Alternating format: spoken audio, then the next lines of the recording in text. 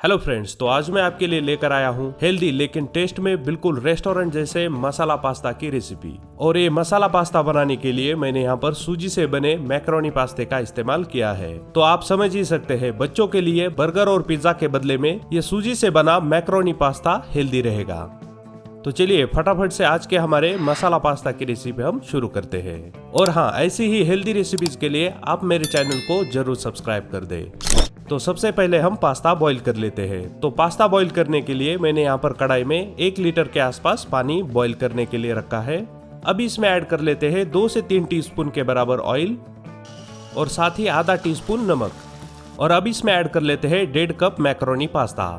जैसे कि मैंने आपको पहले बताया था, ये पास्ता सूजी से बना हुआ है। आप मैदे से बना हुआ पास्ता भी सेम तरीके से बना सकते हैं। तो पास्ता इसमें ऐड करने के बाद हम इसे एक बार चला लेते हैं और अब हम इसे मीडियम फ्लेम पर लगभग 6 से 7 मिनट के लिए बॉईल कर लेते हैं। बाकी शेप वाले पास्ते के कंपेयर में ये ट्यूब वाले पास्ते को पकने के लिए 2-3 मिनट समय एक्स्ट्रा लगता है।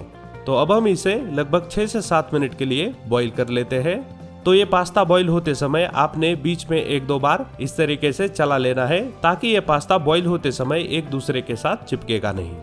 तो यहाँ पर ये पास्ता बॉईल होते हुए लगभग 7 मिनट हो चुके हैं। अब मैं आपको एक बार इसे चेक करके दिखाता हूँ।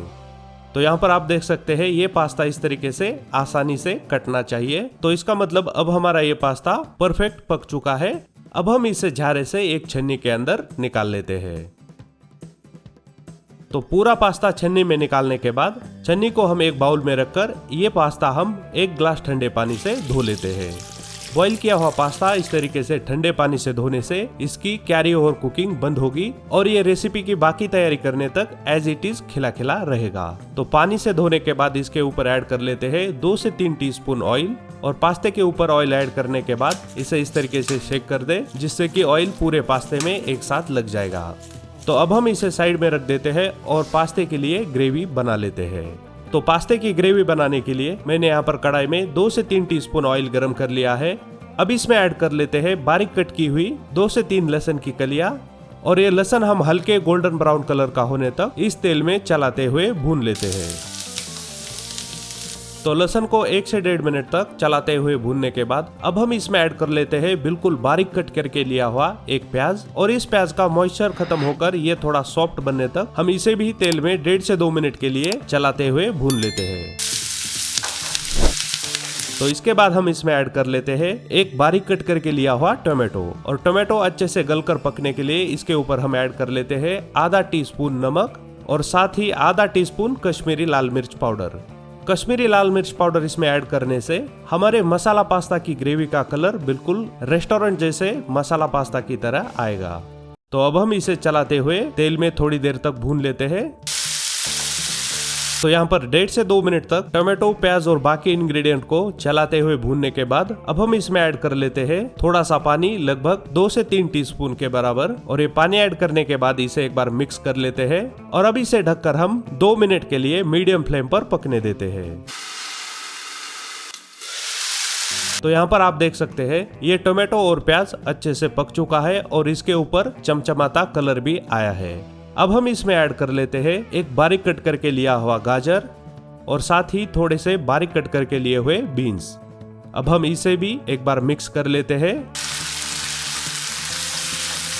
अगर जरूरत हो तो इसमें आप थोड़ा सा पानी भी ऐड कर सकते हैं और इसे ढककर हम दोबारा 1 से 1.5 मिनट के लिए मीडियम फ्लेम पर पकने देते हैं जिससे कि हमने इसमें ऐड किया हुआ गाजर और बीन्स भी पक जाएंगे। और इसके बाद हम बाजार में मिलने वाले पास्ता मसाले का 2 से 3 टीस्पून पानी के अंदर घोल बना लेते हैं। तो इस तरीके से आपने 1 पाउच पास्ता मसाले का घोल बना लेना है। और हाँ, ये पास्ता मसाला इसमें ऐड करना बिल्कुल ऑप्शनल है, लेकिन अगर आप इसे ऐड कर लेते हैं तो हमारे मसाला पास्ते का कलर और टेस्ट बिल्कुल रेस्टोरेंट जैसे मसाला पास्ता की तरह आएगा।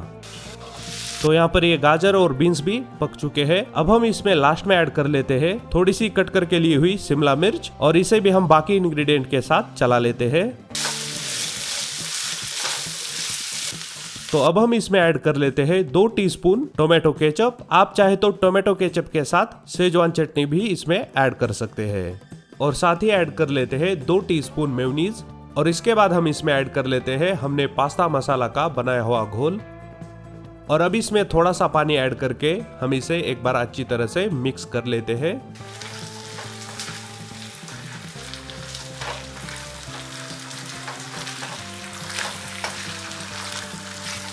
तो आपने भी ये ग्रेवी इस तरीके से अच्छे से एक बार मिक्स कर लेनी है। तो ये ग्रेवी अच्छे से मिक्स करने के बाद अब इसमें ऐड कर लेते हैं हमने बॉईल करके रखा हुआ पास्ता, और इसी के ऊपर ऐड कर लेते हैं आधा टीस्पून चिली फ्लेक्स और साथ ही 1 टीस्पून के बराबर ऑर्गेनो।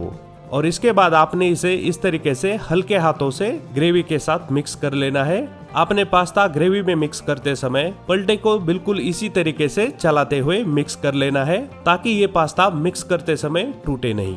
तो ये पास्ता ग्रेवी के साथ अच्छे से मिक्स होने के बाद अब इसके ऊपर ऐड कर लेते हैं थोड़ा सा हरा प्याज, और इसे भी हम पास्ते में एक बार मिक्स कर लेते हैं। तो इस तरीके से ये हेल्दी, टेस्टी, बिल्कुल रेस्टोरेंट जैसा मसाला पास्ता बनकर तैयार है।